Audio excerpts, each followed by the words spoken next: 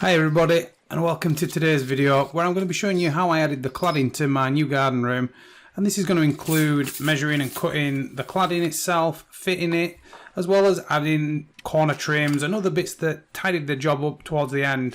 So to start with, as you can see right now, I'm just on the chop saw and I'm cutting all the cladding for the front of the building. Essentially this is all the same length, so I'm just going to double check the piece that I've cut now to make sure it's the right length. And once I'm happy with that, I'm just going to come back and cut all the other pieces for the front. There are going to be some shorter pieces that need cutting for above and below the door, but all the pieces either side are exactly the same length. So we're just going to speed through these now and just cut them all in one go.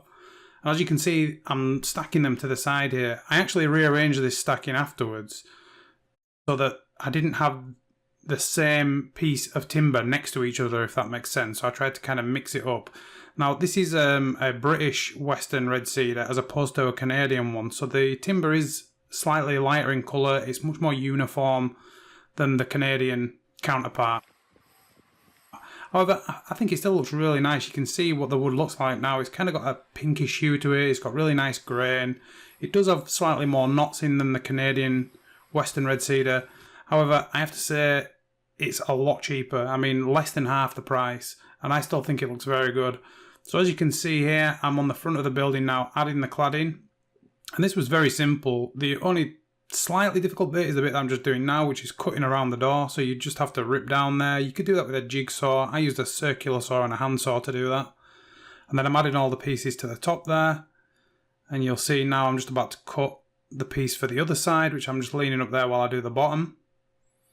And the way I'm fitting these is with hidden nails. I'm using a pin gun.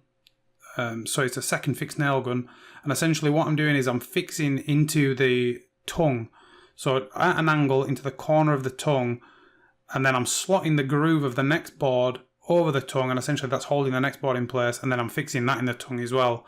So when these boards are fixed now, you'll notice that you can't see any nails. The only place you're going to be able to see nails right now is right here on the far left hand side, the first timber that's fitted. You're going to be able to see nails on that left hand side, but that's going to be covered with like a corner trim, so those nails will be hidden, but every other nail is intentionally hidden. Okay, you'll also notice here that I've left the little corner piece out there, and the only reason for that is, as you've probably noticed, it's raining at the minute, so I'm kind of racing against time here because the electrician's coming tomorrow. If you look on the front of the building here, you can actually see some wires coming out. In the top right, you've got the sensor there for the lights. You've also, either side of the door, got wires coming out for the up and down lights. And then on the side that I'm working on now, the right hand side, down at the bottom corner there, there's also going to be an outside socket. So I'm just getting this done first. You know, that's why I'm rushing. I'm not ripping that piece down there. So all them bits on the sides are going to be, the corners even, are going to be infilled afterwards. Also, I should point out here on the side, there is a slope in the roof, so these are different lengths. So I'm cutting these, you know, one at a time basically. I'm just dropping the measurement. I think it was maybe like 1/8 of an inch on each one, or something around that amount.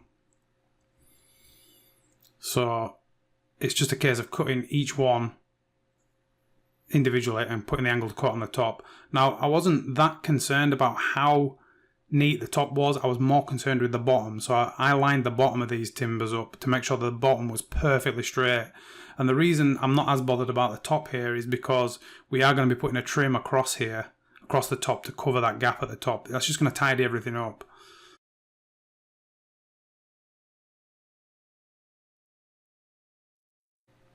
Okay, so once we're done with that, we're on to the back. You probably will notice here as well that the timber on the sides and the back is slightly, I don't want to say lower quality than the front, but it certainly has a lot more knots in. You know, it wasn't as aesthetically pleasing, I suppose, as the front, and that was intentional on my part. I took the time to go through the timber and select all the best ones for the front. And the reason for that is, obviously, that's what you're going to see every time you're looking at the building. It doesn't really matter what the back looks like so much.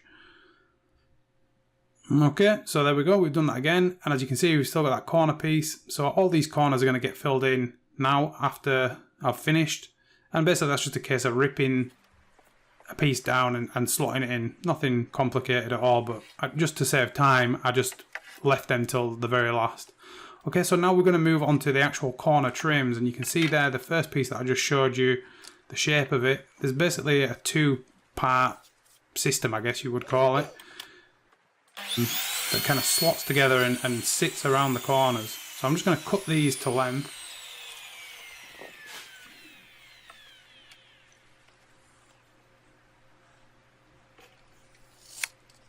And basically, these are going to cover the entire corner from the top all the way down to the bottom, and they want to finish flush with the bottom of the cladding.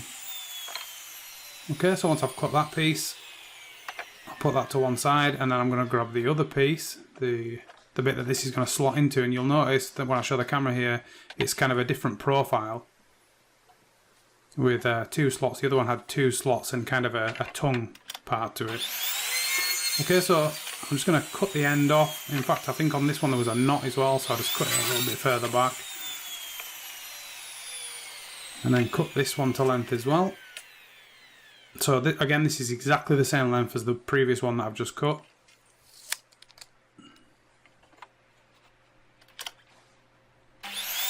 Obviously you can do this with a handsaw, but you know, a chop saw is just going to make life a lot easier. So if you don't have one, you know, just buy a cheap chop saw. That will do the job. Okay, so as you can see here, this just slots together, and these were quite good actually. They slotted together nice and tight. They didn't move a lot. Most of these were relatively straight as well. The only thing was on the edge here there was a tiny lip. It was very close, but just a slight lip. So for me personally, I wanted this to be perfect. I didn't want a lip. I wanted it to be kind of seamless. So to achieve that, I'm going to start by planing it with a hand plane, with a smoothing plane here. And then following that, I'm going to take the sharp corner off as well, and then go over the whole thing with an orbital sander just to really get a nice smooth, seamless finish. So as you can see, I'm just going over this for a few minutes, just taking it off, getting it nice and flush. And once I've done that, and sorted the corner out, I'm just going to get the orbital sander on it and just go over it one more time just till I get it exactly how I want it. Then finally I'm just going to add some PVA wood glue. Now I just had a tub of this sitting around. Obviously if you're going to buy new, I'd buy the squirty stuff, but this is just what I had, so I used it and I just applied it with a paintbrush. And then once that's done, you can basically put it on the corner. So what you'll notice here is I actually added some clamps to just hold it in place. It was just opening up a tiny bit, and the clamps just gave it enough time for the glue to go off. And then once I put the clamps off, and just give it another little sand just to make sure it was nice and neat still.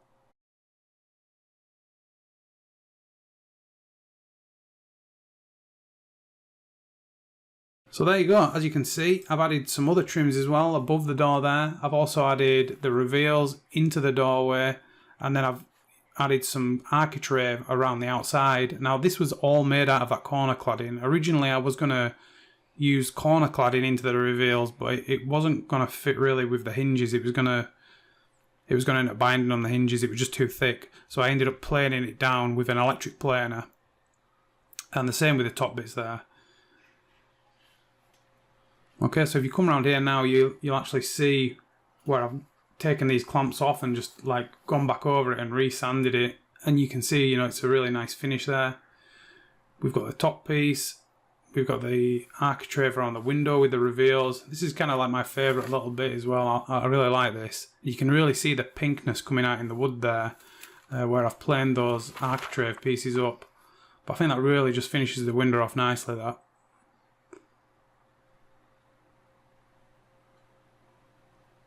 Okay, so we'll have a quick look round the back, and really around the back it's just the trim at the top just to tidy it up, and as you can see there, that just covers up any gaps, just really finishes it off.